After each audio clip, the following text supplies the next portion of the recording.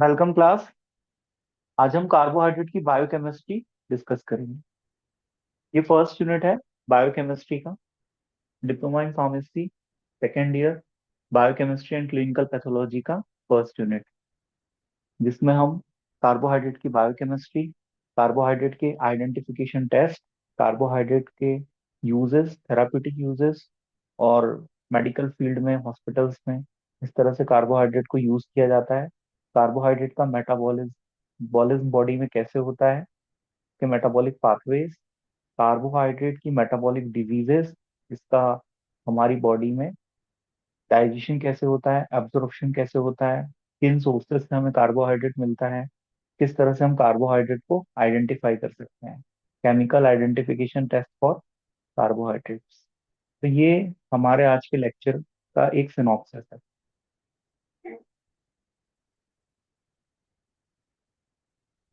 Carbohydrate are most abundant organic molecule in nature. Carbohydrate nature में सबसे ज्यादा plants में पाए जाते हैं। Plant is a rich source of carbohydrate. जो भी हम साग सब्जियां खाते हैं, प्लांट सोर्स से हमें जो एनर्जी मिलती है वो हमें कार्बोहाइड्रेट के थ्रू मिलती है। इसको ऑर्गेनिक क्यों कहा जा रहा है? क्योंकि कार्बोहाइड्रेट का जब हम स्ट्रक्चर देखेंगे तो उसमें कार्बन, हाइड्रोजन और ऑक्सीजन, ये तीनों पाए जाते हैं, इसीलिए इसको ऑर्गेनिक मॉलिक्यूल कहा गया है। ठीक है। कार्बोहाइड्रेट मतलब कार्बन के जो हाइड्रेट्स होते हैं उसको हम कार्बोहाइड्रेट कहते हैं। और जब हम कार्बोहाइड्रेट की हाइड्रोलिसिस करते हैं, हाइड्रोलिसिस मींस वाटर से रिएक्शन कराते हैं, वाटर से जब कार्बोहाइड्रेट का ब्रेक डाउन करते हैं तो ये प्रोड्यूस करता है पॉलीहाइड्रोक्सी एल्डिहाइड और कीटोन। हमने ऑर्गेनिक केमिस्ट्री में पढ़ा था एल्डिहाइड और कीटोन ये क्या है? Functional group. किसी भी मॉलिक्यूल की प्रॉपर्टी को कौन डिसाइड करता है? उसके फंक्शनल ग्रुप। तो जब हम कार्बोहाइड्रेट का हाइड्रोलिसिस कराते हैं, वाटर से रिएक्शन कराते हैं, तो हाइड्रो पॉलीहाइड्रोक्सी एल्डिहाइड और पॉलीहाइड्रोक्सी कीटोन प्रोड्यूस होता है। ठीक है। इस बिहाफ पे कार्बोहाइड्रेट को केमिकली भी क्लासिफाइड किया गया है। ऐसे कार्बोहाइड्रेट जिसमें एल्डिहाइड प्रेजेंट है, ऐसे कार्बोहाइड्रेट जिसमें कीटोन प्रेजेंट है। कार्बोहाइड्रेट का हमारी बॉडी में मेन फंक्शन होता है एनर्जी का, हमारी बॉडी को एनर्जी देना और storage of energy in the form of glycogen. जब हम कार्बोहाइड्रेट कंज्यूम करते हैं, कार्बोहाइड्रेट का ब्रेक डाउन होता है, फाइनली जो सेंट्रल मेटाबॉलिक मॉलिक्यूल है वो है ग्लूकोज, जिससे एनर्जी का प्रोडक्शन होता है in the form of ATP. और इस एटीपी को हम डेली टास्क में यूज करते हैं। विदाउट एनर्जी कुछ भी पॉसिबल नहीं है। तो carbohydrate is a big source of energy for human body. और ग्लूकोज सेंट्रल मॉलिक्यूल है, स्मॉलेस्ट यूनिट है कार्बोहाइड्रेट का, जिसका हमारी बॉडी में फॉस्फोराइलेशन के थ्रू सेल के अंदर एनर्जी प्रोडक्शन का पाथवे कैरी ऑन होता है। तो ह्यूमन बॉडी केवल मेटाबोलाइज कर पाती है डी टाइप ऑफ शुगर को। ठीक है। Human body can only metabolize D type of sugar. यहाँ पर आप ग्लूकोज का फॉर्मूला देख सकते हो, C6H12O6। तो ग्लूकोज एक हेक्सोस टाइप का मोनोसेकेराइड है जिसमें नंबर ऑफ कार्बन 6 होते हैं। जो एल्डोज मोनोसेकेराइड्स होते हैं इसमें एल्डिहाइड फंक्शनल ग्रुप होता है, इसका एग्जांपल है ग्लिसरल्डिहाइड। और ketone are the monosaccharides which contain the ketone group, का एग्जांपल है डाईहाइड्रो एसीटोन, इसमें कीटोन ग्रुप होता है एसीटोन। अब हम यहाँ पर डिफरेंस देखते हैं रिड्यूसिंग शुगर और नॉन रिड्यूसिंग शुगर में। रिड्यूसिंग शुगर में फ्री एल्डिहाइड और कीटोन ग्रुप प्रेजेंट होते हैं, जिसकी वजह से ये रिड्यूस हो जाते हैं और ये एग्जिबिट करते हैं म्यूटा रोटेशन और ओसाजोन फॉर्मेशन की रिएक्शन शो करते हैं। इसका एग्जांपल है ग्लूकोज, फ्रक्टोज, माल्टोज और लैक्टोज। वहीं पर जो नॉन रिड्यूसिंग शुगर होते हैं इसमें एल्डिहाइड और कीटोन ग्रुप प्रेजेंट नहीं होते, ये म्यूटा रोटेशन शो नहीं करते और ओसाजोन फॉर्मेशन ये शो नहीं करते। सेकेंड स्लाइड पे हम आते हैं, क्लासिफिकेशन ऑफ कार्बोहाइड्रेट। तो कार्बोहाइड्रेट को क्लासिफाई किया गया है मोनोसेकेराइड्स, डाइसेकेराइड्स, ट्राइसेकेराइड्स और पॉलीसेकेराइड्स। मोनोसेकेराइड्स का सब क्लासिफिकेशन है on the behalf of number of carbon atoms. यदि 3 कार्बन प्रेजेंट है तो हम इसको ट्रायोज बोलते हैं, 4 कार्बन है हम इसको पेट्रोज बोलते हैं, 5 कार्बन है हम इसको पेंटोज बोलते हैं, 6 कार्बन है हम इसको हेक्सोज बोलते हैं, यदि 7 कार्बन है हम इसको हेप्टोज बोलते हैं। अब इनको सब क्लासिफाइड किया गया है एल्डोज और कीटोज में। यदि 3 कार्बन हैं लेकिन फंक्शनल ग्रुप यदि एल्डिहाइड है तो हम उसको एल्डोज कार्बोहाइड्रेट कहेंगे। और यदि नंबर ऑफ कार्बन 3 है लेकिन कीटोन फंक्शनल ग्रुप है तो हम उसको कीटोन कार्बोहाइड्रेट कहेंगे। Am I audible? ओके। यदि नंबर ऑफ कार्बन 4 है तो हम इसको टेट्रोस कहेंगे, पेंटोस, हेक्सोस और हेप्टोस। और यहाँ पर इनके एग्जाम्पल्स है, जैसे ट्रायोस के एल्डोस का एग्जाम्पल है ग्लिसरल्डिहाइड और डिहाइड्रोक्सी एसीटोन।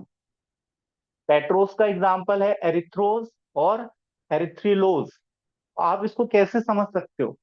जो कीटोन टाइप के कार्बोहाइड्रेट है वहां पर आप देखोगे राइबिलोज, डाइल्यूलोज, एरिथ्रियोलोज, इस टाइप से आप इसको आइडेंटिफाई कर सकते हैं।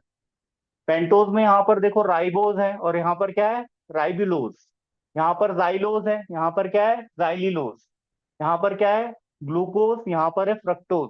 फ्रक्टोज शुगर हमें फलों से मिलती है, इसको हम फलों की शर्करा भी कहते हैं। हेप्टोज, इसमें ग्लूकोहेप्टोज और स्टेडोहेप्टिलोज। तो ये जो लोज है, क्यूलोज, इससे आप समझ जाएंगे कि कीटोन फंक्शनल ग्रुप प्रेजेंट है। डाइसेकेराइड्स, 2 मोनोसेकेराइड्स मिल गए तो डाइसेकेराइड्स बना लेते हैं। जब हम सुक्रोज को का हाइड्रोलिसिस करेंगे तो हमें मोनोसेकेराइड्स मिल जाएंगे। ठीक है। तो डाइसेकेराइड्स का एग्जांपल है सुक्रोज, लैक्टोज और माल्टोज। माल्टोज हमें किससे मिलता है? अनाज से मिलता है। बाजरा, मक्का, गेहूं, अनाज से मिलने वाली शुगर होती है माल्टोज, जो हम डेली डाइट में कंज्यूम करते हैं। ट्राइसेकेराइड्स, जिसमें आता है रेफिनोज, पॉलीसेकेराइड्स, पॉलीसेकेराइड्स में होमोपॉलीसेकेराइड्स और हेट्रोपॉलीसेकेराइड। होमोपॉलीसेकेराइड का एग्जांपल है स्टार्च, टेक्सट्रीन, इन्यूलिन। ये इन्यूलिन है, ठीक है, इंसुलिन नहीं, इन्यूलिन, ग्लाइकोजन और सेल्यूलोज। सेल्यूलोज प्लांट में ज्यादा मात्रा में पाया जाता है और ग्लाइकोजन के फॉर्म में हमारे लीवर में ग्लूकोज कन्वर्ट होके स्टोर रहता है। और जब हमें एनर्जी की जरूरत पड़ती है तो ग्लाइकोजन ग्लूकोज में कन्वर्ट हो जाता है। नेक्स्ट है इसमें हेट्रोपॉलीसेकेराइड्स। इसमें आता है हाइलुरोनिक एसिड और हिपैरिन। हिपैरिन एक एंटीकोएगुलेंट होता है। यदि डीप डीप वेन थ्रोम्बोसिस हो जाए तो उसमें हिपैरिन के इंजेक्शन लगाए जाते हैं जिससे क्लॉट डिसॉल्व हो जाता है। तो ये है classification of carbohydrate. Monosaccharides, simple sugar भी कहते हैं, डाइसेकेराइड्स, ट्राइसेकेराइड्स और पॉलीसेकेराइड्स। सिंपल कार्बोहाइड्रेट और कॉम्प्लेक्स कार्बोहाइड्रेट। नेक्स्ट स्लाइड पे चलते हैं। इंपॉर्टेंस ऑफ कार्बोहाइड्रेट, ये एग्जाम पॉइंट ऑफ व्यू से बहुत इंपॉर्टेंट है। डी राइबोज नाम का जो कार्बोहाइड्रेट है वो स्ट्रक्चरल एलिमेंट होता है न्यूक्लिक एसिड का और coenzymes. For example ATP, adenosine tri phosphate. डीजाइलोज, ये कॉन्स्टिट्यूएंट होता है ग्लाइकोप्रोटीन का और गम्स का। गम हमें प्लांट से मिलता है, कुगनोसी में हमने पढ़ा है। डी गैलेक्टोज, ये मिल्क शुगर कहलाती है, ये मिल्क से मिलती है। डी ग्लूकोज, ये एनर्जी प्रोडक्शन के लिए रिस्पॉन्सिबल होता है। अगार, ये बैक्टीरियल कल्चर को प्रोड्यूस करने में यूज किया जाता है। डेक्स्ट्रॉन, ये प्लाज्मा वॉल्यूम एक्सपांडर की तरह यूज होता है। एनर्जी सोर्स क्या है? आईवी फ्लूइड के थ्रू डेक्सट्रोज 5% और डेक्सट्रोज 10% मरीज को दिए जाते हैं। जब वो हॉस्पिटलाइज होता है वो ओरल रूट से डाइट कंज्यूम नहीं कर पाता, लेकिन glucose is a major source of energy in human body. तो इसको हम आईवी रूट से फ्लूइड के फॉर्म में, लार्ज वॉल्यूम पेरेंट्रल्स आते हैं इसके बॉटल्स, डीएनएस बॉटल, तो उस फॉर्म में हम मरीज को इंसर्ट करते हैं उसकी बॉडी में आईवी रूट से। फार्मास्यूटिकल एक्सिपिएंट, ये मैंने आपको फार्मास्यूटिक्स में पढ़ाया था। स्टार्च है, माइक्रोक्रिस्टलाइन सेल्यूलोज है, ये एज अ बाइंडर यूज होते हैं टैबलेट की मैन्युफैक्चरिंग में। एज अ स्वीटनर यूज होते हैं, जैसे सॉर्बिटॉल है, सुक्रोज है, लैक्टोज है। शक्कर किससे बनती है? शुगर केन, गन्ने से। तो गन्ने में किस तरह की शुगर होती है? सुक्रोज टाइप की शुगर होती है, जो कि स्वाद में मीठी होती है। तो किसी भी मेडिकामेंट के बिटर टेस्ट को मास्क करने के लिए हम उसमें स्वीटनिंग एजेंट डालते हैं। ड्रग डिलीवरी सिस्टम में भी इसका यूज होता है, जैसे पॉलीसेकेराइड्स का एग्जांपल है एल्जिनेट, हाइलुरोनिक एसिड। ये यूज किए जाते हैं हाइड्रोजेल में, जिससे कि हमें सस्टेन ड्रग डिलीवरी सिस्टम मिल सके। वूंड हीलिंग में यूज किए जाते हैं, जैसे चिटोसन है और हाइलुरोनिक एसिड है। किसी भी वूंड पे हीलिंग फास्ट होती है, इनका उपयोग किया जाता है। प्रीबायोटिक्स और गट हेल्थ के लिए, जिसका एग्जांपल है इन्यूलिन। एंटीकोएगुलेंट एजेंट, जिसका एग्जांपल है हिपेरिन। यदि डीप वेन थ्रोम्बोसिस हो जाए तो हिपेरिन के इंजेक्शन लगाए जाते हैं क्लॉट को रिजॉल्व करने के लिए। लैक्टोज, लैक्टोज मैंने आपको पढ़ाया था जब ऑस्मेटिक लग्जेटिव के बारे में पढ़ाया था, drugs acting on GI tract. तो उसमें लैक्टुलोज के सिरप्स आते हैं, जो कि ऑस्मोटिक लग्जेटिव की तरह काम करते हैं, कॉन्स्टिपेशन के ट्रीटमेंट में यूज होते हैं। तो हमने यहाँ पर pharmaceutical uses of carbohydrate, therapeutic uses of carbohydrate देखे कि कार्बोहाइड्रेट का कहाँ कहाँ यूज होता है। अब हम देखते हैं डाइजेशन ऑफ कार्बोहाइड्रेट। जब भी हम रोटी खाते हैं, रोटी को हम माउथ में यदि 32 बार चबाएं तो रोटी हमें मीठी लगने लगती है, क्योंकि हमारे सलाइवरी ग्लैंड से अल्फा एमाइलेज नाम का एंजाइम सिक्रीट होता है, और ये एंजाइम कार्बोहाइड्रेट का मेटाबॉलिज्म हमारे माउथ से ही शुरू कर देता है। ठीक है। और पेनक्रियाटिक एमाइलेज, ये दोनों एंजाइम रिस्पॉन्सिबल है कार्बोहाइड्रेट के डाइजेशन के लिए। पेनक्रियाटिक एमाइलेज पेनक्रियास से रिलीज होता है, और सलाइवरी ग्लैंड से कौन रिलीज होता है? Alpha amylase. और ये दोनों एंजाइम्स कार्बोहाइड्रेट के डाइजेशन में हेल्प करते हैं। अब हम देखते हैं मेटाबॉलिज्म ऑफ कार्ब्स। जैसा मैंने आपको बताया था, glucose is a central molecule for carbs metabolism. और ब्लड में ग्लूकोज का लेवल कितना होता है? ब्लड का नॉर्मल ग्लूकोज का लेवल होता है 80 टू 90 mg पर 100 ml। और ये फास्टिंग का रेंज है। यदि कोई लंच करे, डिनर करे, ब्रेकफास्ट करे, तो उसके बॉडी में ब्लड में ग्लूकोज का लेवल बढ़ेगा, तो वो 140 150 से ज्यादा नहीं होना चाहिए। और यदि ऐसा होता है लंबे समय तक, तो मरीज को डायबिटीज कंफर्म हो जाता है। कार्बोहाइड्रेट के मेटाबॉलिक पाथवे, तो इसमें सबसे इंपॉर्टेंट है आपका क्रेब्स साइकिल। क्रेब्स साइकिल को हम सिट्रिक एसिड साइकिल भी कहते हैं। इसमें एसिटाइल को ए कन्वर्ट होता है CO2 में और H2O में। H2O को एक्सक्रीट कर दिया जाता है एक्सक्रीटरी सिस्टम द्वारा, और CO2 को लंग्स के द्वारा बॉडी से बाहर रिलीज कर दिया जाता है। और इसमें कौन सा एंजाइम शामिल होता है? Isocitrate dehydrogenase. आपको एंजाइम्स के नाम याद रखने हैं। बायोकेमिस्ट्री में एक यूनिट में आपको एंजाइम्स भी पढ़ने हैं। तो जितने एंजाइम्स मैं आपको यहाँ बता रहा हूँ, इसके एग्जाम्पल्स आप पुटअप कर सकते हो। लोकेशन क्या होती है? माइटोकॉन्ड्रिया। ग्लाइकोजिनेसिस, ग्लाइकोजिनेसिस का मतलब होता है फॉर्मेशन ऑफ ग्लाइकोजन। ग्लूकोज से यदि ग्लाइकोजन बनता है तो हम इसको ग्लाइकोजिनेसिस बोलते हैं। ग्लाइकोजन जिनेसिस मतलब होता है फॉर्मेशन। तो ग्लूकोज से ग्लाइकोजन का बनना ग्लाइकोजेनेसिस कहलाता है। ठीक है। और breakdown of glycogen into glucose, इसको हम क्या बोलते हैं? ग्लाइकोजिनोलाइसिस। ग्लाइकोलिसिस मतलब क्या होता है? Breakdown of glucose. ग्लूकोज यदि टूटेगा पायरुवेट में और लैक्टेट में, और इसकी लोकेशन क्या होगी? Cytoplasm of cell.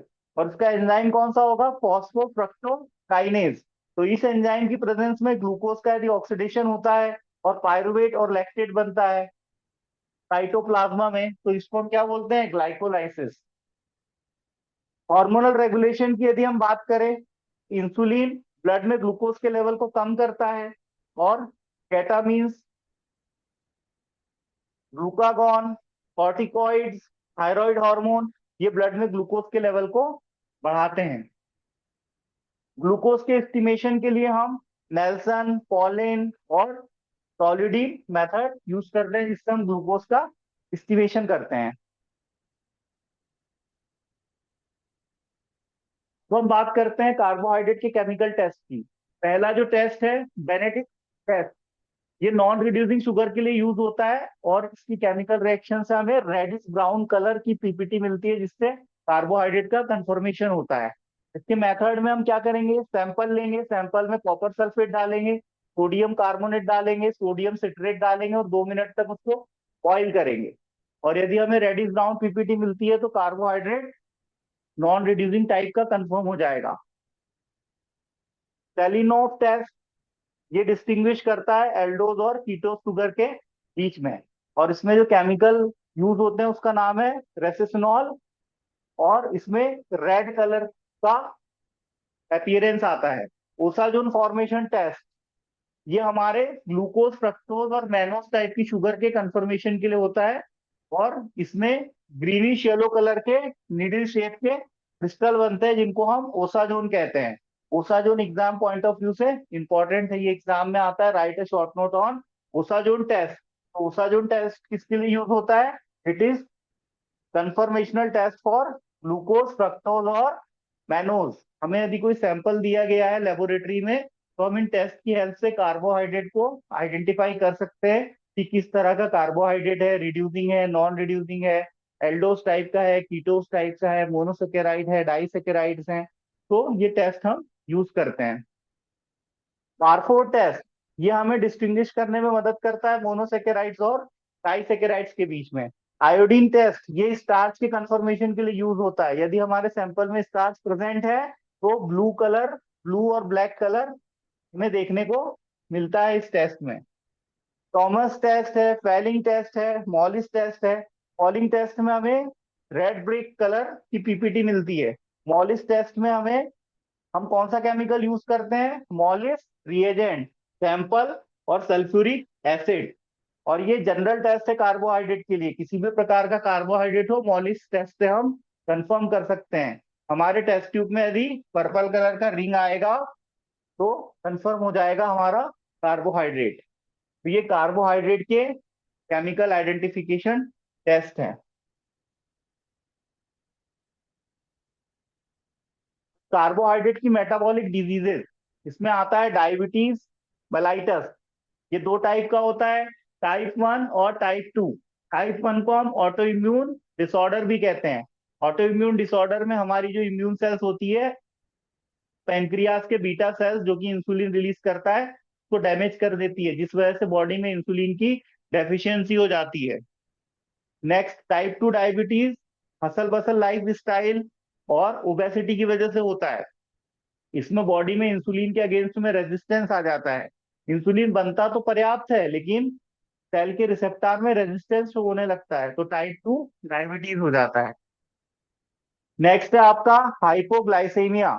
हाइपोग्लाइसेमिया में ब्लड का शुगर का लेवल कम हो जाता है, यदि कोई प्रॉपर डाइट ना ले, कोई माल नरिश्ड हो जाए और इंसुलिन की क्वांटिटी बढ़ जाए, तो उस केस में हाई इंसुलिन की वजह से ब्लड में ग्लूकोज का लेवल कम हो जाता है, उसको हम हाइपोग्लाइसेमिया कहते हैं।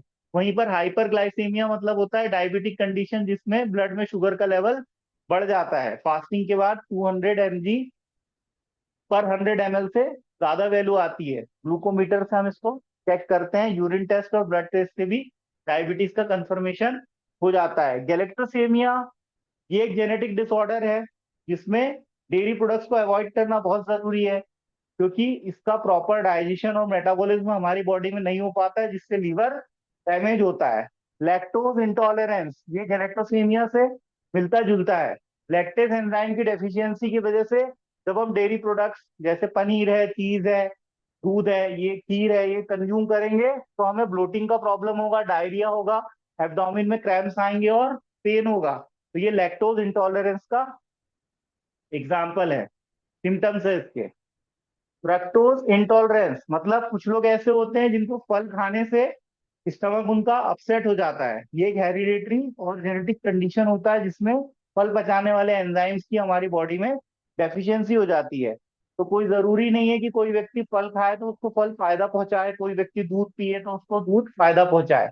वैसे भी एक एज के बाद हमें दूध पीना कम कर देना चाहिए, पर डेयरी प्रोडक्ट्स में हम कुछ मात्रा में कंज्यूम कर सकते हैं। लेकिन दूध पीना हमारे सेहत के लिए सही नहीं है। क्यों? क्योंकि एक एज के बाद दूध पचाने वाले जो एंजाइम्स हैं वो हमारी बॉडी में कम बनते हैं, जिस वजह से हमें दूध पीने से हमारा पेट खराब हो सकता है, स्टमक अपसेट हो सकता है, डायरिया और एब्डोमिनल मसल्स में क्रैम्स आ सकते हैं। तो हमने यहाँ पर कार्बोहाइड्रेट के मेटाबॉलिक डिसऑर्डर भी डिस्कस कर लिया है। नेक्स्ट वीडियो में हम प्रोटीन के केमिकल टेस्ट, प्रोटीन की डेफिनेशन, प्रोटीन के biological uses, therapeutic pharmaceutical uses हम डिस्कस करेंगे।